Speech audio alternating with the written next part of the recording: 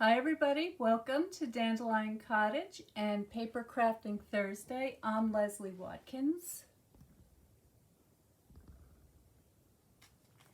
So how is everybody today? I'm a little bit discombobulated because I've just been talking to you all for 15 minutes without realizing that I wasn't recording to the right place. So my apologies for coming on late if you've been wondering what the heck just happened. So before we get started, I want to check my settings and make sure that you can see and hear me this time.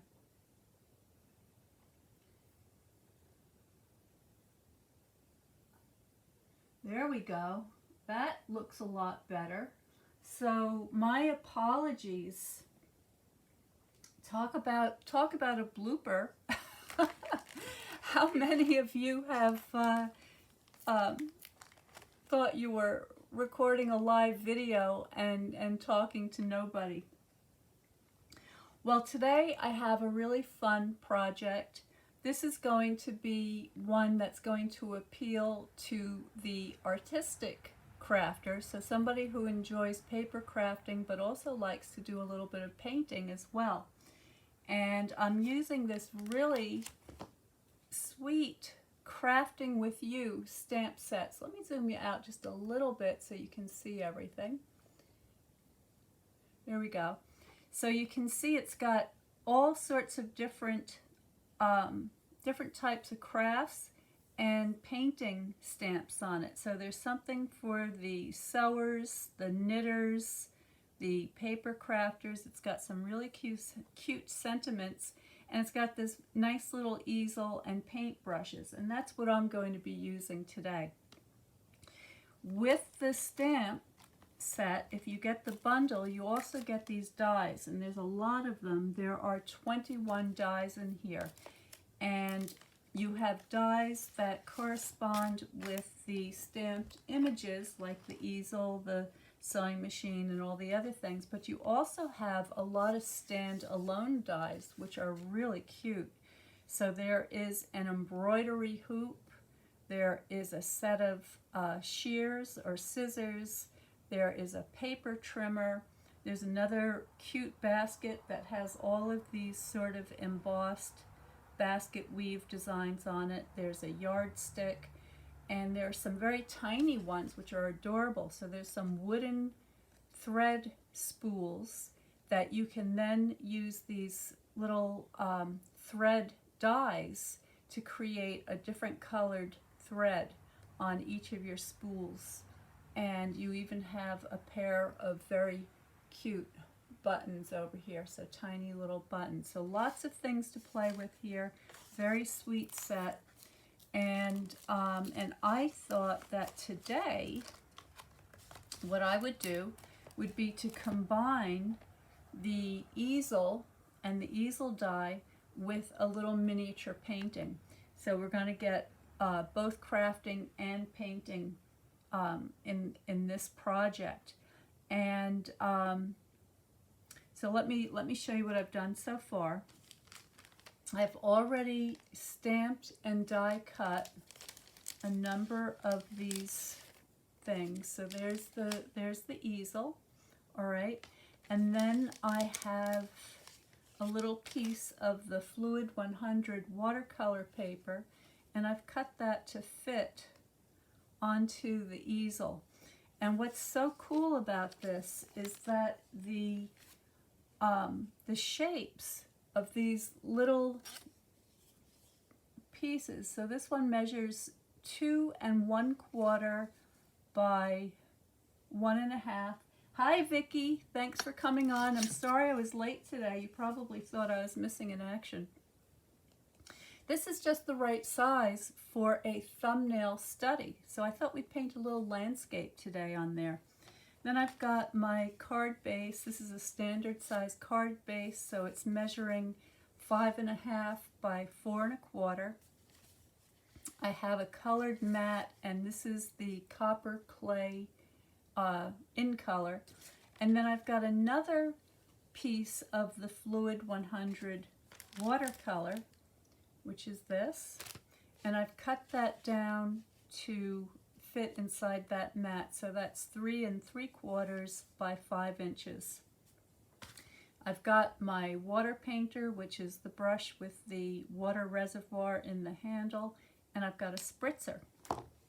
So let's get started. I'm going to clear the table here so I can see what I'm doing.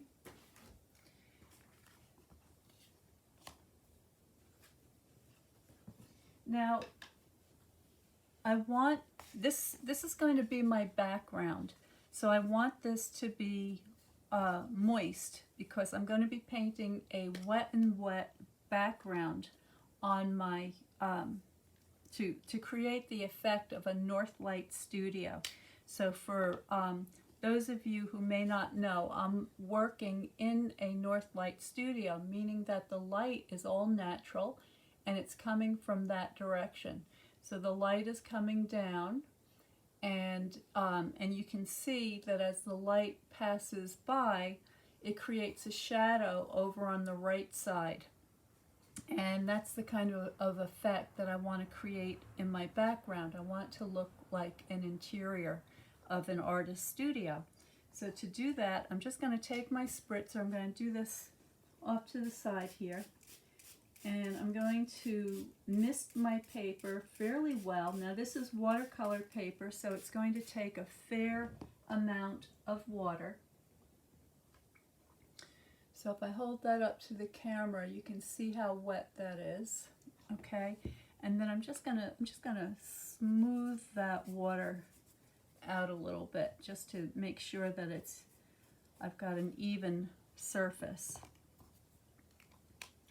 Today I'm going to be painting with water-based inks,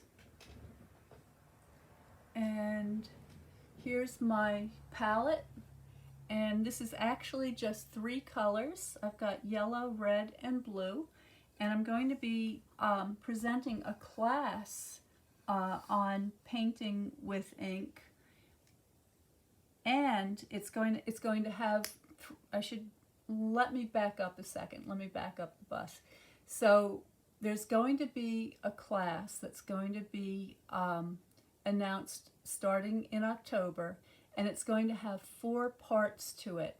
And the 4 parts are painting with watercolor pencils, using the blends, which are the markers that are alcohol-based, painting with ink, like we're going to do today, and painting with watercolor. And so you can participate in any or all of those classes depending on what your specific interests are. And we're going to be using a stamp set so that we'll all be painting the same imagery, and there's going to be a Zoom lesson that is live where you can have all of your questions asked, you can share your work, and I can give you more specific and personalized help. And so stay tuned for that. In order to register and in order to find out more about it and to get the materials list, please make sure that you are subscribed to Notes from Dandelion Cottage Design, and that is my mailing list, so I can send out announcements of the classes and workshops. And also it's going to include some tips, a supply list, and some other little goodies. So please make sure that your subscription is up to date, and look for that class coming up very soon. So let's get back here.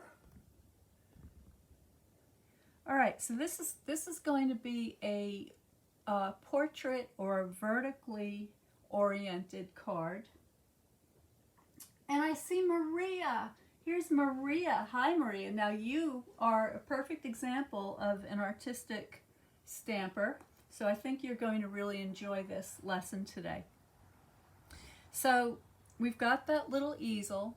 I'm going to paint a little picture to put on the easel, but that easel has to fit inside of the studio. So what I want to do is I want to create a background.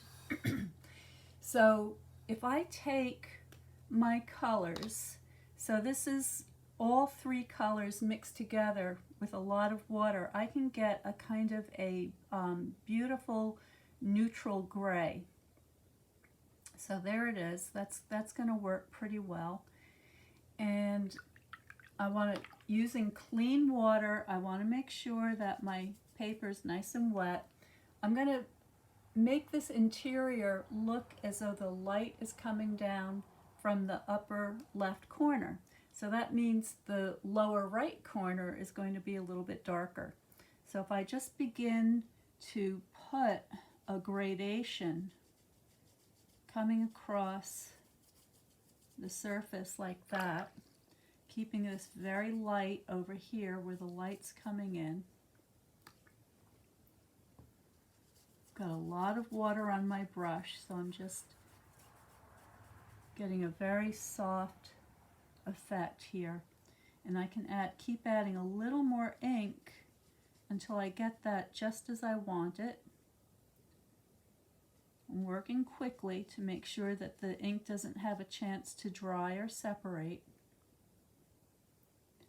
And I also want to create a kind of a horizon line down at the bottom where the floor is going to meet the back of the wall there. And for that, I'm going to take a kind of a brownish mixture. So if I take some of my red and yellow, put a little bit of my gray mixture in there, that's going to give me something that looks a little bit of a warm brown color. And I'm going to do the same thing here. I'm going to paint that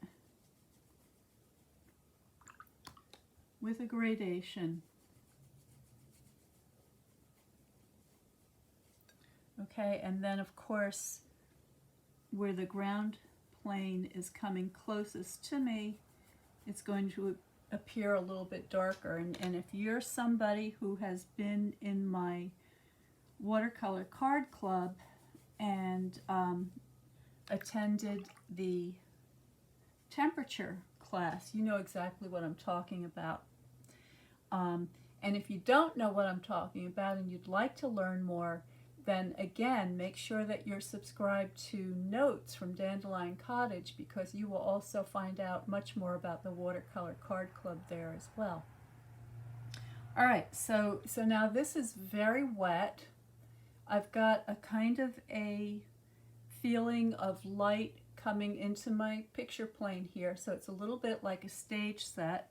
Now I know I'm going to be putting my easel in the middle there, and the legs of the easel are going to be on the floor.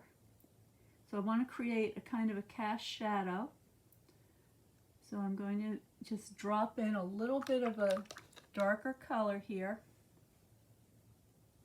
Very simple. Just let that seep into the surrounding color. I want lots of soft edges here. And maybe I'll just, let me see if I can make this just a little bit darker over here. So I'm going to add a little more water, go back to that neutral tone, and just kind of drop some more ink in there and drag that up just to make sure that I've got that feeling going across there. And you can bring that right down into here. All right, so now this is really wet right now, so I'm going to put this aside to dry. And while that's drying, I'm going to take my tiny piece. All right, so there it is, and I'll zoom you in so that you can see this much better. See, can we get it closer? A little bit closer. There we go. That looks pretty good. Okay, so this is going to be my tiny little landscape that's going to go on the easel. And now here's something interesting. So you remember what I showed you with the interior, how the light came in from the upper right. I'm going to use that same idea for this little landscape. So first off, I'm going to give it a light spritzing, not too much because I want it to dry fast. So there we go. And let me get back on camera better. It's kind of crooked. All right, so give it a little bit of a wash, and I'm going to take some of my blue and it's some of that gray, but that's okay. It could be a kind of a gray day. Add a little more blue to that.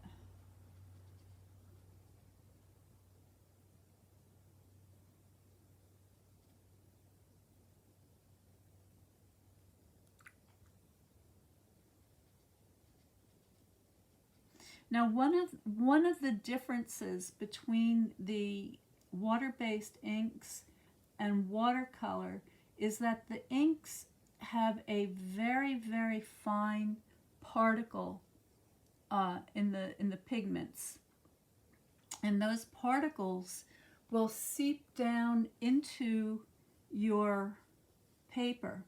The watercolor paper is designed to be very absorbent and to allow you to paint for a long time on a very wet surface. But because those ink pigments are so fine, I can take a paper towel and I can blot that, and I'm not going to disturb the surface. With a watercolor, I may not be able to do that. Some colors you can, some colors you can't, but generally a lot of the pigments with watercolor are going to sit on top of the surface. So this way, if you're in a hurry and you want to blot something to help it to dry, you can do that with your water-based inks. Now, I think what I'd like to do is to have a maybe some mountains in the background. So I'm going to go ahead and take a little bit of red and a little bit of blue and get a kind of a violet mixture.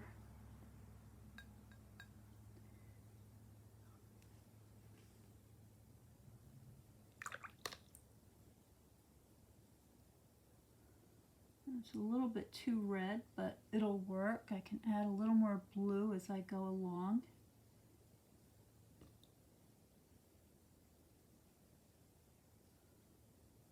Okay.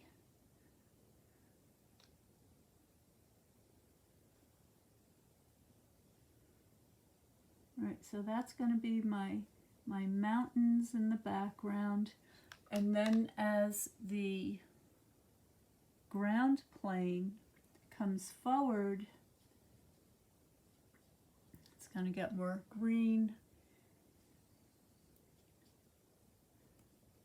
There we go. This makes me think about my first landscape painting class, and I was a young art student, and I had just started painting with the great painter Frank Mason, who was my instructor and my mentor. And he would take a class up to northern Vermont, and we would spend the month of June painting in the beautiful mountains, the green mountains of Vermont. Absolutely gorgeous. And one day, it was my first day, my first class with Frank, and he would critique everybody's paintings. And the way he would do that would be he would go around, we'd all be set up painting, and he'd go around, he'd look at everybody's pictures, and he'd talk to us about how we could improve it. And we hung on every word, okay, because this was like the holy grail for us. And Frank was like a giant, not only in stature but also in knowledge, reputation, and skill. And so we had got just sort of gotten started, got set up painting, and he was coming around and he came to my painting and he decided to use my painting as a demonstration for the class. And it was a really, really, really hot day. And I was wearing like a short sleeve shirt underneath a longer sleeve shirt because in the morning it could be very cool. And it was getting hotter and hotter. I'd taken my shirt off and I hung it under my easel. And Frank started painting on my picture to give the class a demonstration. And about halfway through, he needed to wipe his brushes, and he reached under my easel and grabbed my nice shirt, which I loved. It was like a thrift store find, and I thought it was really cute. And he used that as a paint rag. And I didn't say a word. And also, meantime, I was burning up in the sun because as the sun got higher, it got hotter and hotter and hotter. But I still have that painting. In fact, it's hanging right here in my studio, and I'll show you that picture before I sign off today so that you can see it. It's one of my most treasured possessions. All right, so I'm just creating a cute little landscape, and I'm using those same ideas as I used in the interior background so that I can give an impression of the light coming down across the scene. So there we have a little tree line and the skies and the mountains beyond, and then in the foreground I could add just a couple of dark areas to indicate some kind of stones or sticks or a fence post. We'll put another post in here. All right, and then of course once the painting dries enough, you'll be able to get a lot more detail in there.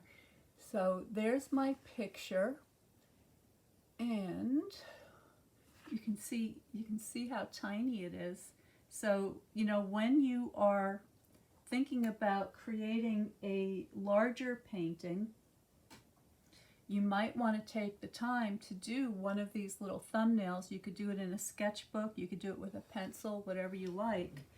And that will help you to map out what the larger painting is going to look like.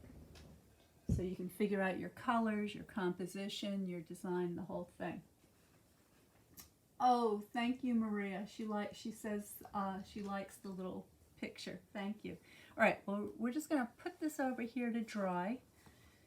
I'm going to move my brush out of the way. We're done with the painting portion. Now, I'm going to go back to my card base.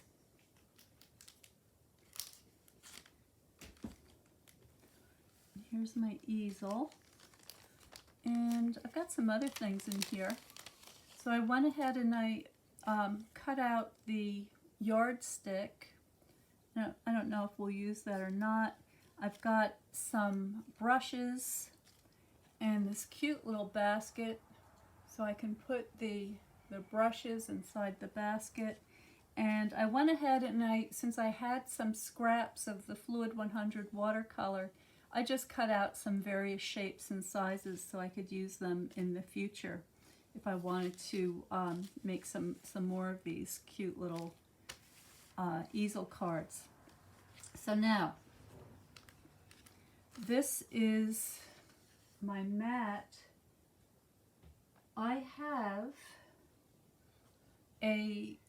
another piece of the Fluid 100 watercolor paper that I painted earlier, so it's still damp, but it's a little bit drier than the one that I just did. Okay, and actually the ink has moved around a little bit more, but that's fine. And I like to use the liquid glue for all of my paper crafting projects because I find that it's the most versatile. It's really strong.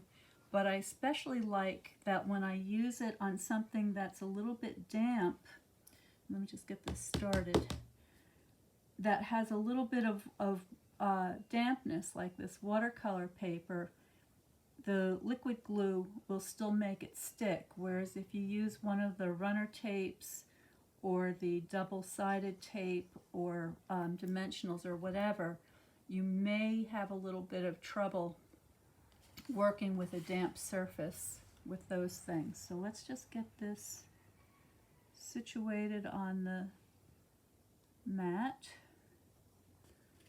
Okay, make sure that it's even. And I'm going to look for my bone folder, my indispensable bone folder. Make sure that that adheres really well. There we go. And now I'm going to go ahead and mount this on my card base.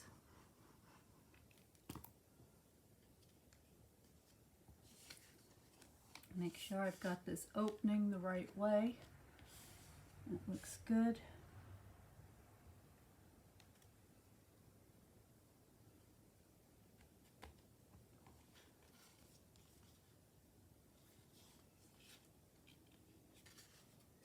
Give that a quick burnish.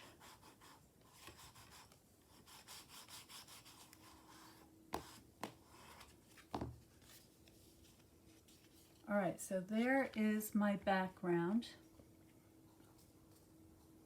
I'm going to grab my easel. And by the way, for the easel, I used the pecan pie cardstock and ink to create the easel. And when you and I stamped it tone on tone, which is really cute because when you use the stamp on the die, and I would recommend that you stamp it first and then die cut it so that you can see where your borders are.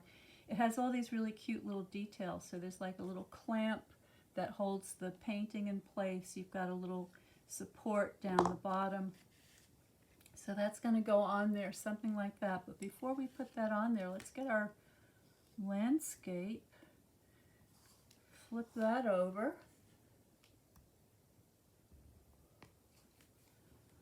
Add a little glue to the back.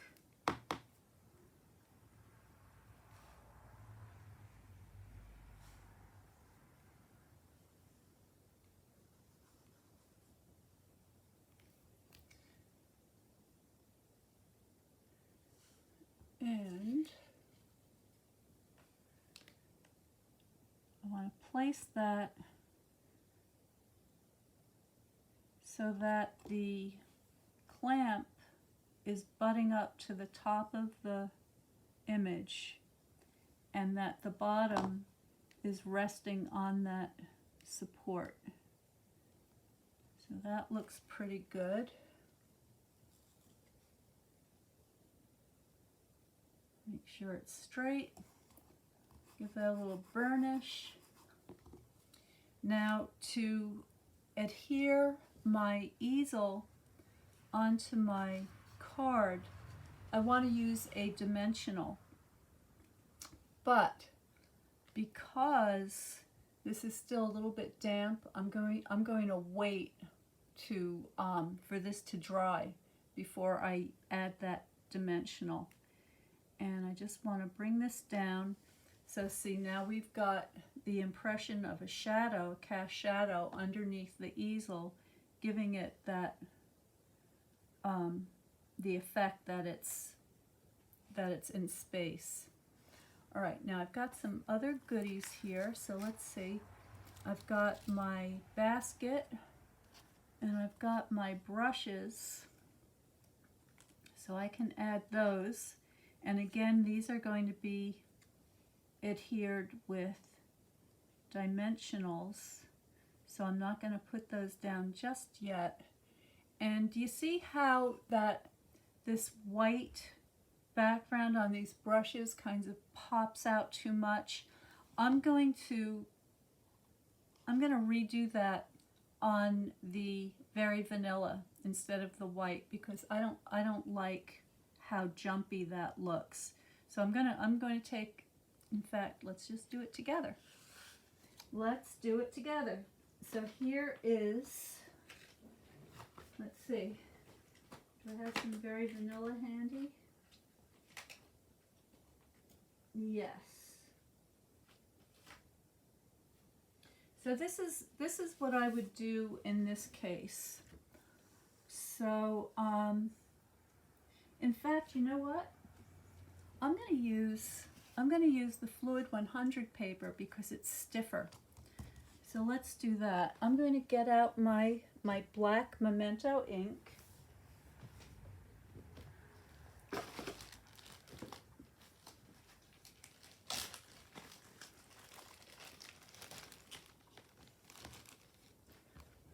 And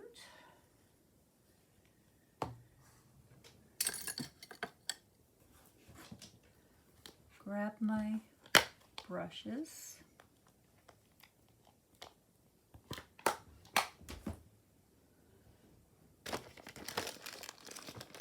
Find my block.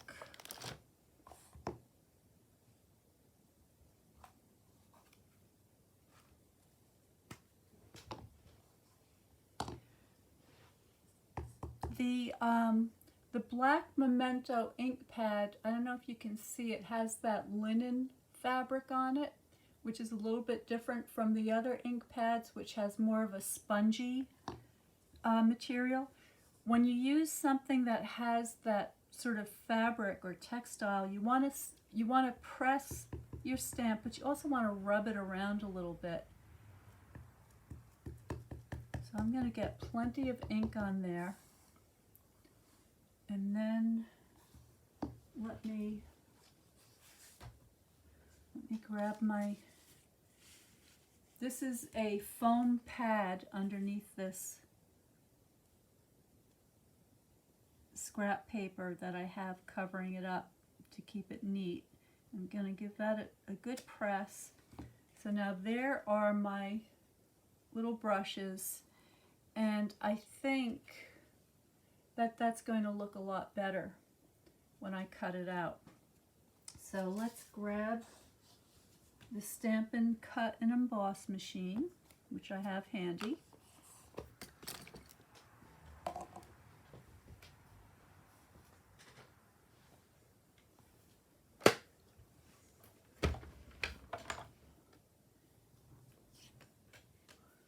Move this stuff out of the way.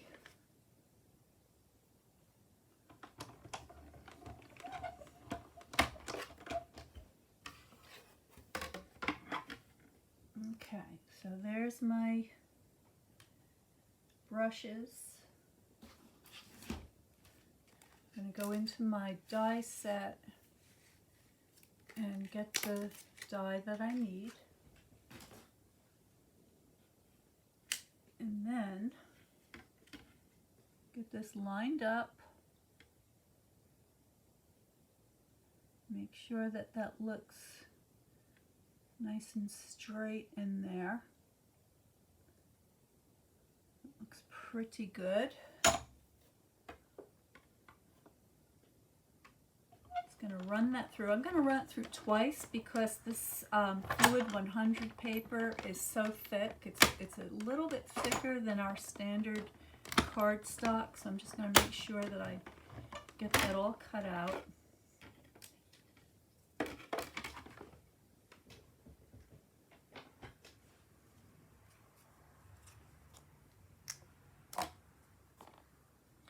And there are my brushes. So that's how that works. Now, one more thing. I'm going to take a sponge and I'm just going to go around the edges because I don't want that white edge. And I'm looking for a dark sponge. So here's one. I kind of keep my colors organized. And for this, I'm going to use the Pebbled Path, because this is going to give it a nice warm kind of a gray edge. And it's just going to knock down that white a little bit so that it's not so jumpy. Okay, so I'm going to go around all the edges.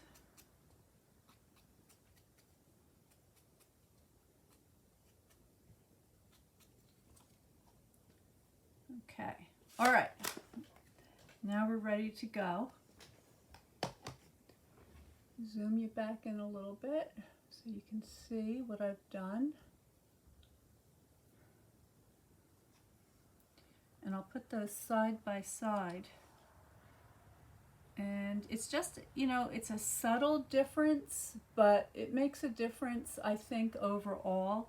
So you see now we've got this warmer tone, which is the Fluid 100 on the left, and on the right here we've got the basic white, and these edges were not sponged.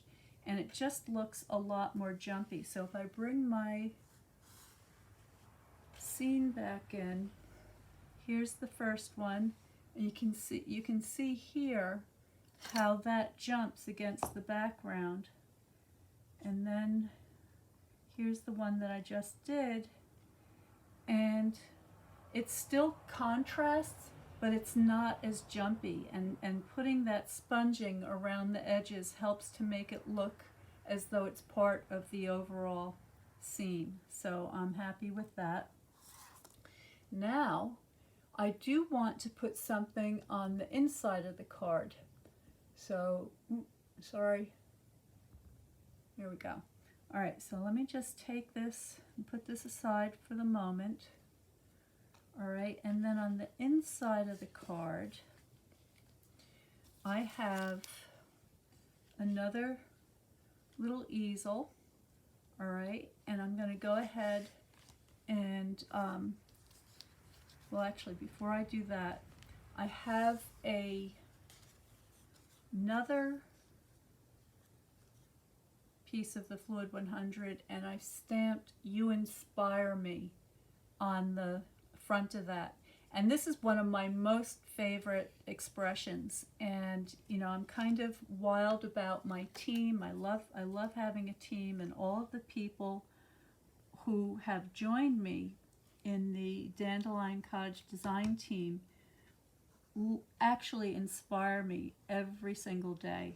They are so talented and amazing, and they just kind of they're brave. They're brave, and they're willing to try new things, and they're doing so well, and they make me proud. Make me very proud. So they also inspire me. So I also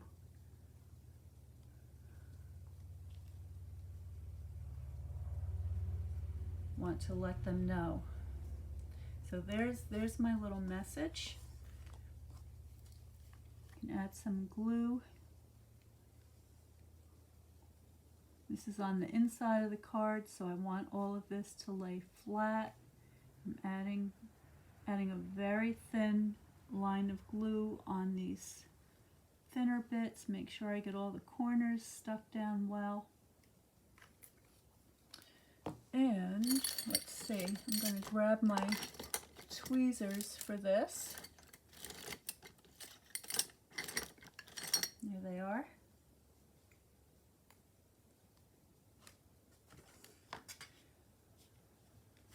I'm just going to put that in the center. Something like that.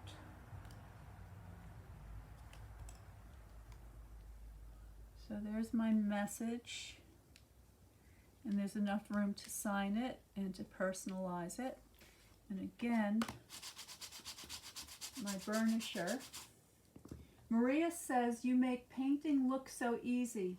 The truth is, Maria, that you paint what you know. And I've been extremely fortunate to have been able to study with some amazing, wonderful instructors, and my passion is sharing that knowledge with my students. And when you understand the concepts that are fundamental to creating works of art, then you can paint anything. And it does look easy because you paint what you know. All right, so that's what my card's going to look like, something like that. Here's my envelope. All right, so I hope that inspired you to maybe make some of these cute little thumbnail studies. They could be a still life, it could be a bouquet of flowers, it could be just about anything. And the next class, where we paint our subject with 4 different things: the watercolor pencils, the blenders or blends, the stamping blends, the water-based inks, and watercolor. So we're going to take the same subject, paint it 4 different ways so that you get a really good understanding of how to use all the various mediums. And this is a class that's designed specifically for beginners, somebody who's never tried to create a piece of art before. I'm going to take you right through all the steps to get you started on the right foot. And if you are a stamper, it's going to be absolutely perfect, because a lot of those mediums are things that you would typically use on one of your cards. And we're also going to be using a stamped image, so you don't even have to worry about your drawing ability. You can dive right in and get started painting. So make sure that you are subscribed to to Notes from Dandelion Cottage. This is my website where you can find the link, and I'll also post that link below so that you can sign up and get all the information about the class, the materials, the stamp sets, the cost, and you can decide whether you want to sign up for all 4 or just 1. Entirely up to you, or 2, whatever the case may be.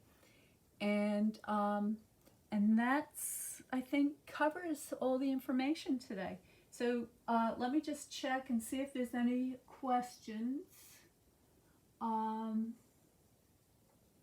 Oh, Vicky says, I love your little painting. You know, thumbnails are so valuable. They help you to work out so many things ahead of time before you even begin to start working on your larger compositions. So you can have an entire sketchbook that's just filled with these beautiful little thumbnail studies that will help inspire you and may set off an idea for a future painting. You never know.